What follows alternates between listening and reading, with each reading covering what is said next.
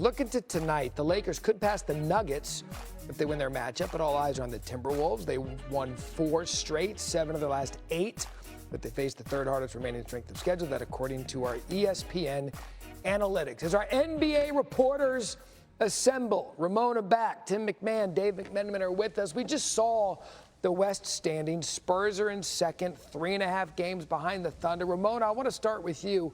What's been the most surprising thing to you about this version of San Antonio? Look, I've seen young teams come of age early, but I don't think I've seen a team like the San Antonio Spurs be this good this early in their developmental process. I think even the people in San Antonio would tell you this is a year ahead of where they thought they would be. But this team is here and they're ready now, and they've started to see it really starting at that NBA Cup in December when they went all the way to the finals there. And it starts with Victor Wembanyama because he's young. He's had some injury issues to deal with this year, but this man is not afraid, and he is ready for this stage. And I think that's really what has surprised me, because we all knew they were coming, but they have arrived already in this contention place right now. Yeah, and look, this felt like a foregone conclusion early in the season that the Thunder were going to defend their championship. They get off to that 24-1 start, tying a record. The question was, hey, are they going to break the record for wins in a season? And then they ran into the Spurs. Three wins for San Antonio in a 12-game span. They also ran into, I think, the weight of the expectations and a whole lot of guys on the injury report. But they've got Shai Gilgeous-Alexander back, or Snuffleupagus Gilgeous-Alexander back. Yep. They're hoping to get Jalen Williams, J-Dub, back soon from that hamstring. Obviously, they're going to be cautious with him. It's been a rough season for him. Unfortunately, Isaiah Hartenstein, Alex Caruso hurt last night.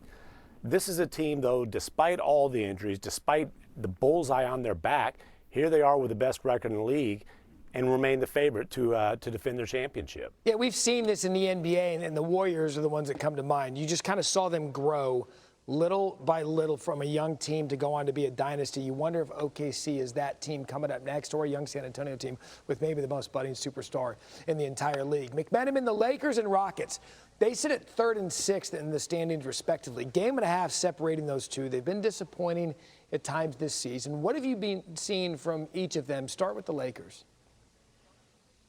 Yeah, Matt, they were both teams that were talked about as Vegas contenders going into this season, and thus far haven't really looked it. The Lakers have had 19 losses by double digits this season. J.J. Redick the other day said 19 times the world has ended because of the Lakers. But I think that inconsistency causes some people to have pause when considering them as a contender, despite the top-level talent they have in LeBron and Luka and Austin Reeves. Now, when it comes to the Rockets, certainly they are starting to stabilize. They're a top 10 defense and a top 10 offense, but you look at their schedule back to mid-January. They've lost to the Thunder. They've lost to the Spurs. They've lost to the Knicks. They've lost to the Celtics.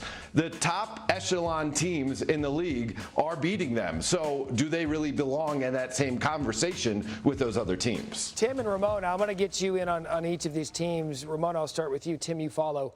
What is the ceiling, in your estimation, for either of these teams, Lakers or Houston? I mean, Dave, you mentioned it, the top-heavy team. There's 3 stars there. We have not seen the best from any of them yet. I mean, Luka Doncic, I would say, arguably has been at a fairly peak level for most of the season. But LeBron has been hurt, Austin Reeves has been hurt, and we have not seen all 3 of them together at their peak level. If you look at the analytics, they don't play that well, all 3 together. But they also haven't played very many games together. And so I think if you get those 3 together, where they can get some time on the court together in a playoff series when it becomes half-court basketball, I still think they have a very high ceiling in the Western Conference. I don't share your optimism, Ramona. Listen, I'm not going to say these. Come on now. I can't say that both these teams are getting bounced from the first rounds, because right now they probably play, or they would play each other.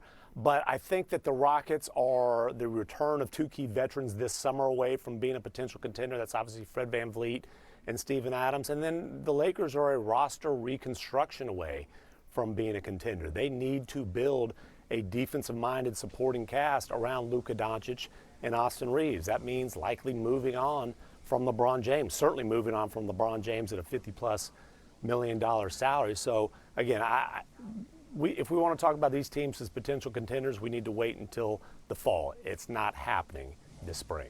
And the Nuggets, Tim, they're interesting because they've been dealing with injuries, but they're fifth. Help's on the way. What's the latest with them?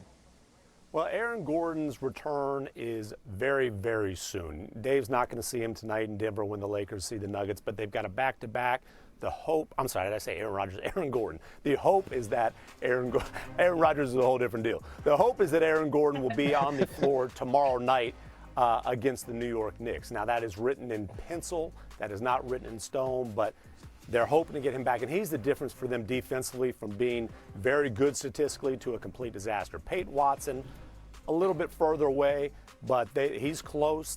They think he can be back as soon as next week. So the cavalry is coming. They'll be back on minutes restrictions, but their two best defensive players, two very important players for the Nuggets, are back very soon. Now, if Aaron Rodgers is on the Nuggets, Get Up would combust.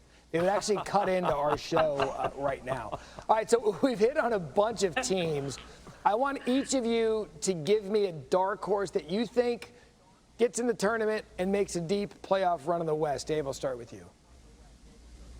I'm going to go with the Minnesota Timberwolves. They've been to the Western Conference Finals the last 2 years, knocking on the door of a finals berth. Anthony Edwards the other day said that he's having the most fun of his career, and the vibes are good. And you think about they were able to pick up Ayo Dosunmu from the Bulls at the deadline, get them another switchable wing defender to make up for the absence of Nickeil Alexander-Walker, who left for Atlanta in the offseason. And obviously, you know, when Anthony Edwards locks in, he can beat any team in the league. And if he has a good spring, you could be talking about that team come June. Man, I hate to agree with Mac-10, but he's right. The Timberwolves have proven playoff success. They've got a megastar in Anthony Edwards. And Rudy Gobert, by the way, who went to the same darkness retreat as Aaron Rodgers, just to come full circle there. Yeah, Rudy Gobert, people aren't talking about him for a potential fifth defensive player of the year, but the only reason that they're not is because Victor Wembanyama is so dominant. Gobert is playing as well defensively and anchoring that defense as well as he ever has. And it's, you know, the Timberwolves, much like last year, a little bit messy in the middle of the season, but they're peaking at what seems to be the right time. You guys went out on such a limb, picking the team that's been to 2 straight Western Conference Finals as a dark horse. Look, I'll do it. I'll be the LA person who says it's the Lakers, but I'm just going to lean on this. Like, Dave, you covered LeBron basically his entire career. I don't count that guy out in the playoffs. I just don't. And I've seen Luka Doncic will a Dallas Mavericks team to the finals when we didn't think they were good enough that year as well. So I'm going to bet on the star power. It's going to have to be a good matchup. They're going to have to go through the Western Conference Finals with teams they can match up well against. So last year when they hit the Timberwolves in the first round, that was obviously not a great matchup for them. But I'm going to lean on the star power and lean on the guy who's done it, and what could be his last year. That's exactly what we just did. We just leaned on our star power. Could you imagine a day that LeBron is considered a Cinderella in the Western Conference playoffs? Could happen this year. We'll find out. NBA reporters Ramona, Tim, Dave, thank you for the insight. Thanks, guys. Back on Sports Center, Matt Barry, Jay Harris. Breaking news from the NBA. Shams Charania reporting Jason Tatum is expected to make his season debut for the Celtics tomorrow against Dallas, 7 Eastern, ESPN. The 6-time All-Star tearing his Achilles in the playoffs in May and progressing to practicing with the team. It looks like he'll be back on the court tomorrow night. NBA reporter Ramona Shelburne with us. Ramona, you spoke to Jason Tatum throughout his rehab process. What did he tell you about the challenge of getting back to good health?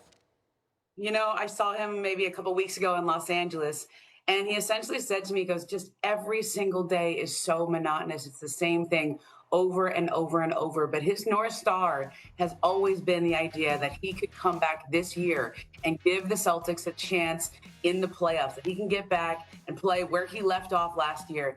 I don't think he ever realized they would be as good as they were this year without him. But the fact that he can come back with a team that is top 3 in the Eastern Conference is pretty incredible. And that started really the morning after he was injured at Madison Square Garden. He had surgery before swelling could set in, which basically put his timeline a month ahead of schedule from what a typical Achilles tendon repair would be. Because if you have surgery that morning, you can come back faster. Otherwise, they have to wait for the swelling to go down. And you know where he learned that from? His idol, Kobe Bryant, who did the same thing when he tore his Achilles about a decade ago. You know this game very well. What does a healthy Tatum mean for Boston the rest of the season? Well, a healthy Tatum or Jason Tatum when we saw in the playoffs last year. The question is going to be his level. He's a really good basketball player, right? But he hasn't played in a game in almost a year. And so I think it's going to be a question of how well is he going to be, how close to his top form is he going to be, and how quickly is it going to take him to get there? I know the challenge the last month has really just been about getting him enough time on the practice court, scrimmage time, building up that cardio. And so I compare it a little to what we saw at the beginning of the year with LeBron James, where he said, the first couple games, like, your wind is not there. You have to build that cardio up, and the only way to do that is in game situations. So obviously, you're going to see a bit limited Jason Tatum, but he's still a really good basketball player. Somebody very close to him told me the other day he's going to be a good player when he gets back out there. The question is, how much of himself can he be? All right, Ramona, thank you much. Stay right there because we want to get your thoughts on the West in just a sec. For now, the Celtics, well, they're favorites to win the East at plus 240. The C's have narrowed the margin in the last few weeks. Back on February 10th, when Tatum was sent to the G League, Boston was plus 380 to win the East. They've moved up to their shortest odds to win yet this season. Back in October, the Celtics were as far back as plus 1,500, Matt. Jay, last night the Thunder in New York taking on the Knicks. Shai Gilgeous-Alexander arrives looking like Snuffleupagus. He had 26 points. That's in the game. Yeah, that was a choice. Yes, OKC beat the Knicks by 3. The Thunder won their 8th straight game at Madison Square Garden to improve to 49-15 on the season. You mentioned the West.